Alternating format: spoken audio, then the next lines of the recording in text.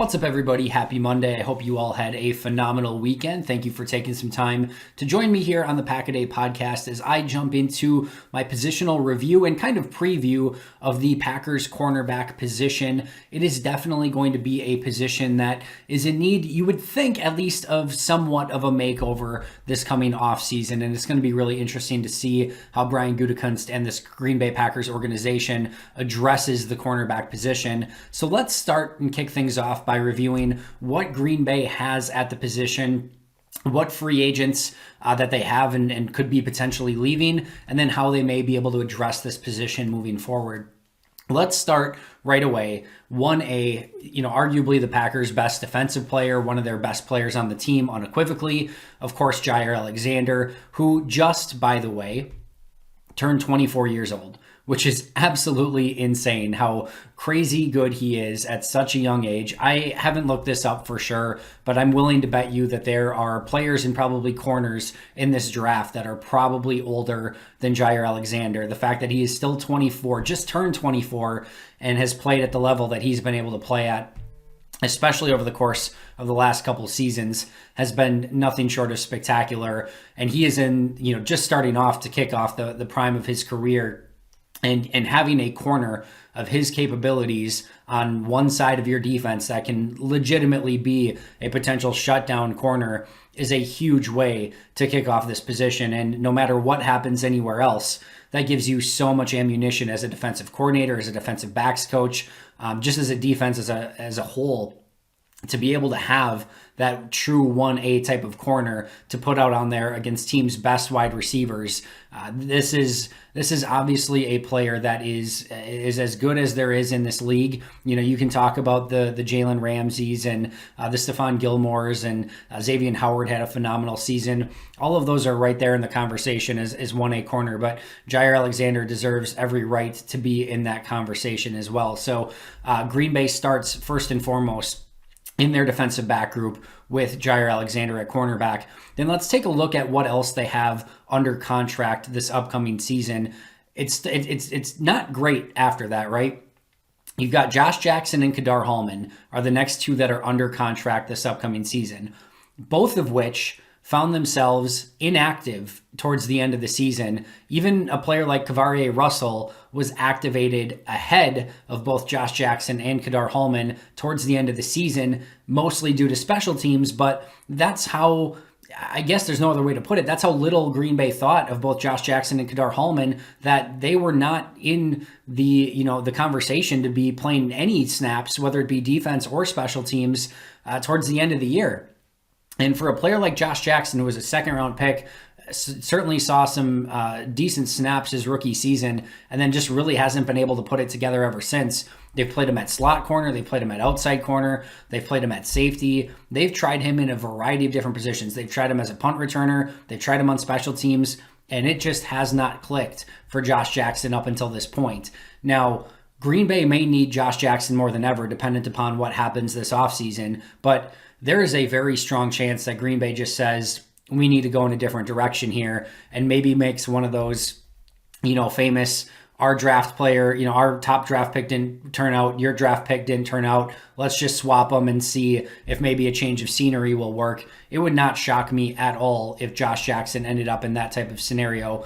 Maybe, with a new defense, maybe with Joe Barry, they feel maybe differently, and maybe he would fit in their new defense a little bit better. Who knows at this point? It's tough to say, but regardless, he did not fit well within Mike Pettine's system. And I don't think that has anything to do with Mike Pettine or Mike Pettine's system. They tried Josh Jackson again at every feasible position in man and zone, and it just didn't click. He's very grabby and is still off to hold or pass interfere at the point of contact. Struggled in the red zone on a few different occasions. And even when he did get on the field, did not look comfortable at the cornerback position, and he doesn't have the tackling ability to be a pure safety either. So I'm not sure where Josh Jackson fits, and for that reason, I still think that he is a very major candidate as a potential change of scenery trade this offseason.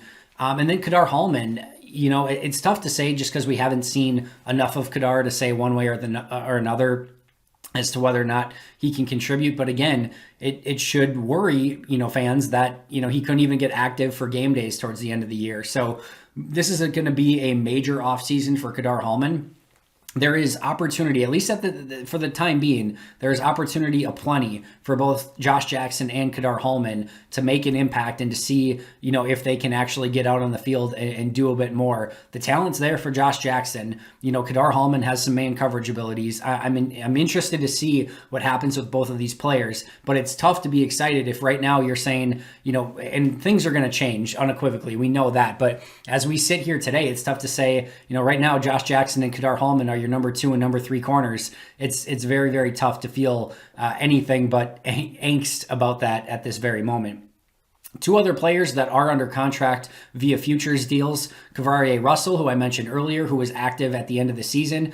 He has the ability to be a core special teams player, has some ability as a cover corner too. So I'm intrigued to see. I think that was a really, kind of smooth pickup by Brian Gutekunst, an under the radar pickup, who actually ended up being active in the playoffs for the Packers as, above Josh Jackson and Kadar Hallman. Again, most of that due to his special teams ability, but Green Bay will be looking for those type of players who can make an impact on special teams. And they obviously felt comfortable with him as a cornerback, where if one of those top 3 corners would have went down, there's an opportunity that it would have been Cavarie Russell stepping up and playing minutes. So, Green Bay obviously had some level of comfort with that. It'll be interesting to see what type of plan they have for him this offseason. He's probably going to have to earn everything still. I'm not in any way, shape, or form ready to hand Cavarie Russell a roster spot next season. He's absolutely going to have to earn that. But interesting, again, that he was above Kadar Hallman and Josh Jackson, again, primarily due to special teams, but interesting nonetheless towards the end of last season. And then Stanford Samuels, who to me was one of the undrafted free agents that stood out most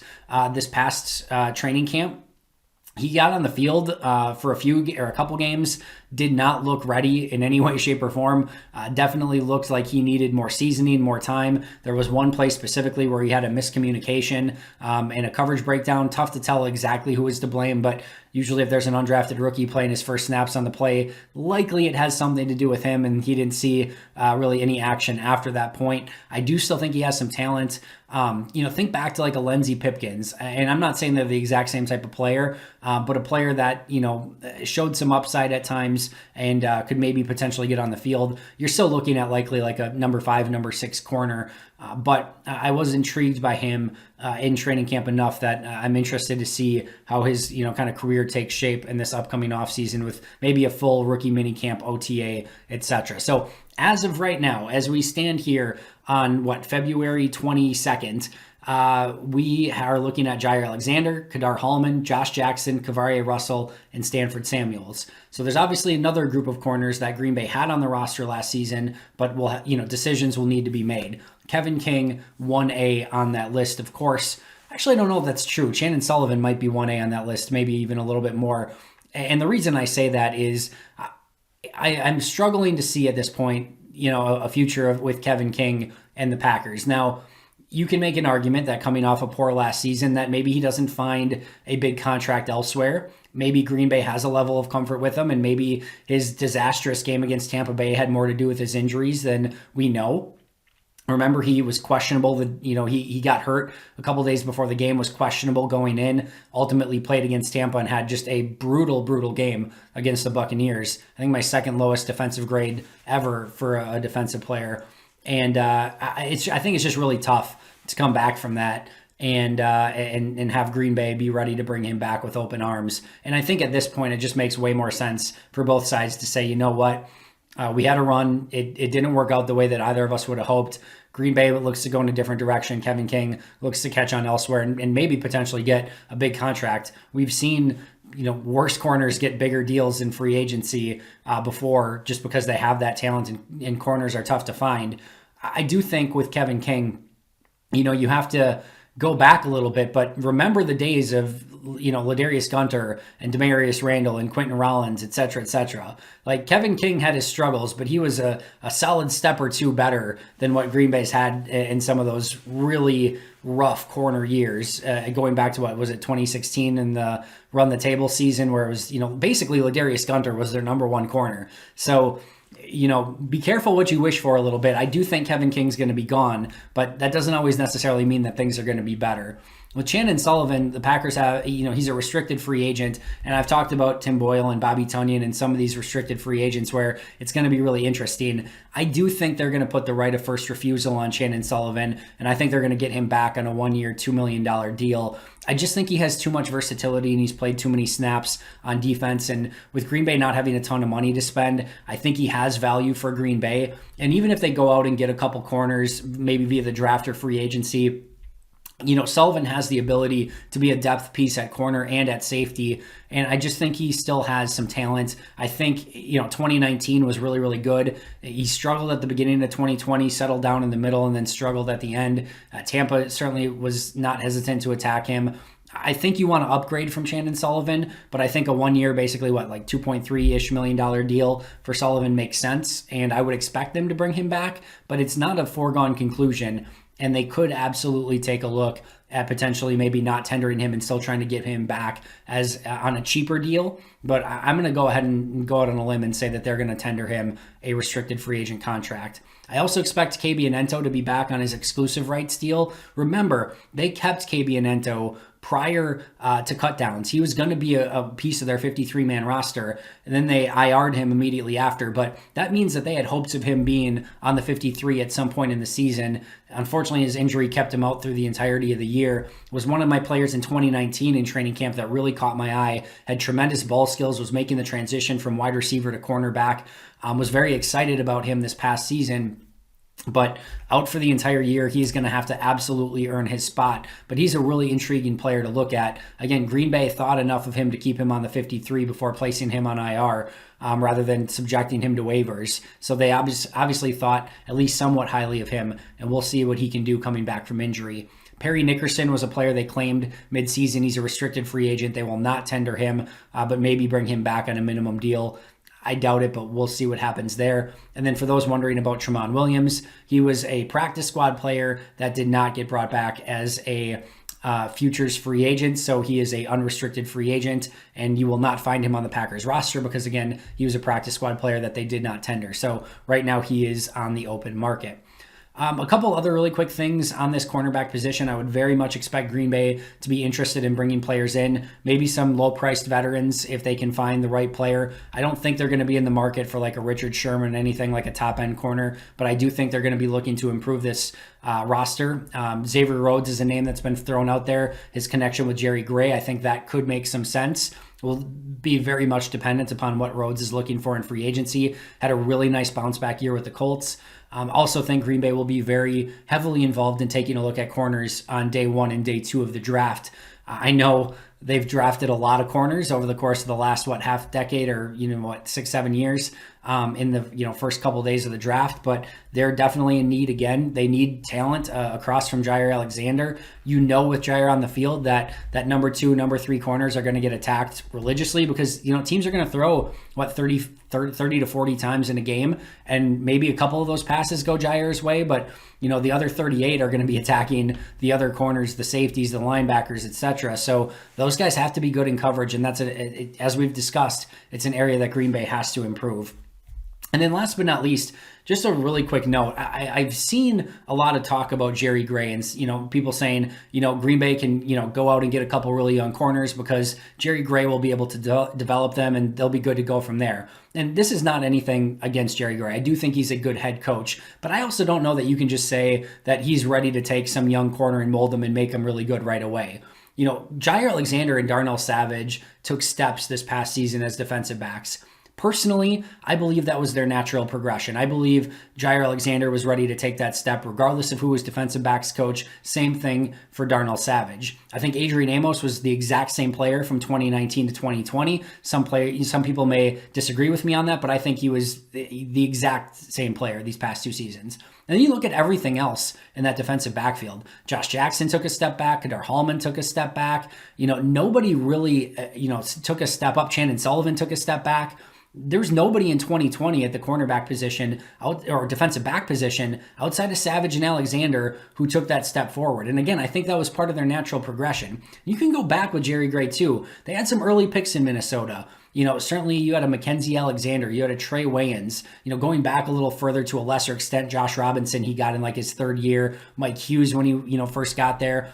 he hasn't exactly had a great track record with younger corners and turning them really good. Now, Harrison Smith had been there a couple of years, and I think Jerry Gray certainly helped with Harrison Smith's career. Anthony Harris is a player that certainly got better under Jerry Gray's watch, exponentially better to an extent.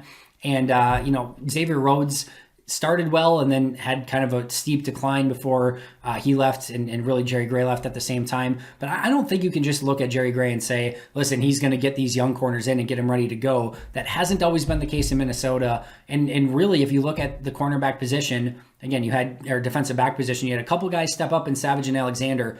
Everyone else was equal or took a step back. So no major issue with Jerry Gray. I think he's a good coach. We don't know 1,000,000% that he's going to be back next year, although I think it certainly seems that way. Green Bay hasn't finalized their staff since hiring Joe Barry. That'll be something to keep an eye on. But I don't think that we can just assume that Green Bay is going to be good to go because Jerry Gray's a defensive backs coach. I don't think he's at that level where he's just turning straw into gold at that cornerback position. But again, I do think he's a very good defensive backs coach. That's going to do it for me. Thanks so much for joining me. Make sure to hit like or hit subscribe, even better if you have not already. Make sure to check out today's audio podcast with Dan, Matt, and Janelle. But until next time, and as always, go Pack Go.